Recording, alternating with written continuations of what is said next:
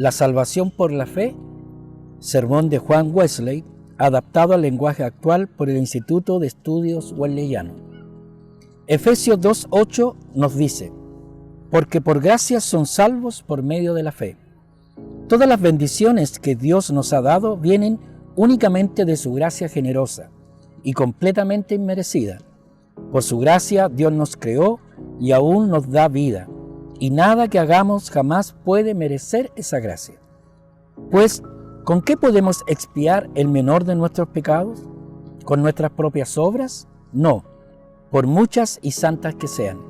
No son nuestras sino de Dios, ya que nuestros corazones están completamente corrompidos. Así, solo podemos callarnos delante de Dios. Pero lo increíble es que Dios muestra su amor para con nosotros en que aún siendo pecadores, Cristo murió por nosotros. Así que por gracia somos salvos por medio de la fe. La gracia de Dios es la fuente de nuestra salvación y nuestra fe es la condición de recibirla. Ahora, para poder entender mejor, debemos preguntar qué es la fe que salva y qué es la salvación que esta fe trae. Vamos a ver estos dos puntos y terminar contestando algunas objeciones. Primero, ¿cuál es la fe que trae salvación? No es la fe mínima en un Dios creador, un ser celestial que quiere que hagamos cosas buenas y no malas. Tampoco es la fe de un demonio capaz de gritarle a Jesús: sé quién eres, el Santo de Dios. Hasta el diablo cree que Jesús es el Hijo de Dios, pero por eso no tiembla.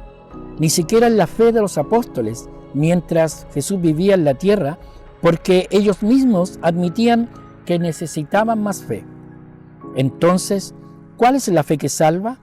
La fe en Cristo, pero con el corazón y no solo la cabeza. Es decir, la fe cristiana no es solo estar de acuerdo con todo el Evangelio de Cristo, sino también tener una plena confianza en la sangre de Cristo. Es la fe que entiende los méritos de la muerte de Jesús y el poder de su resurrección. Tiene una esperanza firme en Él y descansa en Él como toda nuestra vida. Segundo, ¿qué es la salvación que resulta de esta fe? En primer lugar, es la salvación de nuestros pecados, y es posible y accesible en esta vida. La Biblia nunca pone límites a esta salvación. Jesús nos salva del pecado original y actual, pasado y presente, de la carne y del espíritu. Nos salva de toda esta culpa. No tenemos que vivir apenados por las cosas que hicimos antes. Dios ha pasado por alto los pecados del pasado.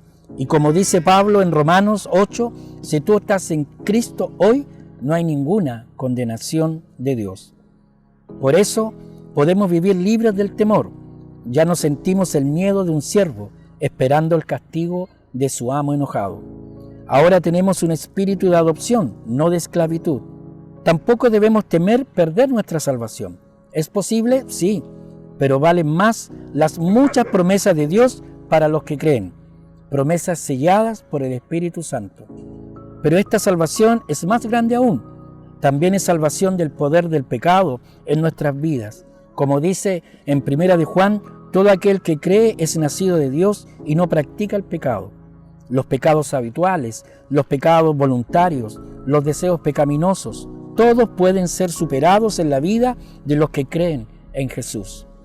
Ellos buscan constantemente la voluntad santa y perfecta de Dios y cuentan con la gracia de Dios para sofocar cualquier cosa opuesta a esa voluntad.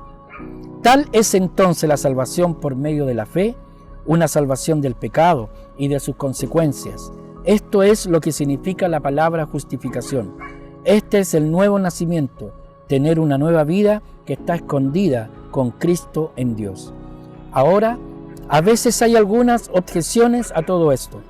Se dice que predicar así menosprecia las buenas obras y la santidad, pero respondemos que una persona justificada, confiando únicamente en la sangre de Cristo, cumple con todo lo que Él pide y hace buenas obras con su poder. Y una persona justificada así no puede ser arrogante o engreído. Todo lo contrario, tiene una gran humildad porque sabe que todo viene como don de Dios. Sabe que de nosotros no viene nuestra fe ni nuestra salvación. Don es tanto la fe que salva como la salvación que Dios une a esa fe. Uno dirá, Pero si no puedo hacer nada para Dios, ¿me desespero? Pues sí, por favor, desespérate. Deja de engañarte pensando que algo puedes hacer para Dios. Más bien ríndete y recibe el consuelo que te ofrece un Dios amoroso.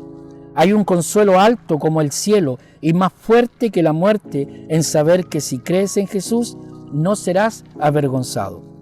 Y por último, algunos dicen que no debemos predicar la salvación como doctrina principal, o tal vez no a todo el mundo. Bueno, ¿a quién no vamos a predicárselo? ¿A quién vamos a dejar fuera? ¿A los pobres? Estos tienen un derecho particular a que se les predique el Evangelio. ¿A los niños? Dejen que los niños vengan a mí, dijo Jesús. ¿A los pecadores? Menos todavía. Jesús vino a llamar no a los justos, sino a los pecadores al arrepentimiento. Entonces, si vamos a excluir a alguien, tendrá que ser a los ricos, a los letrados, a los de buena fama, los de alta moral. Cierto que ellos muchas veces se excluyen a sí mismos al no oír, pero no podemos excluir a nadie de esta predicación, ya que Jesús nos manda a predicar a toda criatura. Así que, sal entonces tú pequeño que crees en Él. Aunque eres débil como un niño recién nacido, el hombre fuerte no podrá contigo. Tú le vencerás, lo dominarás y lo pisotearás debajo de tus pies, porque marchas bajo la dirección del gran capitán de tu salvación. Ahora, gracias sean dadas a Dios, que nos da la victoria por medio de nuestro Señor Jesucristo. Amén.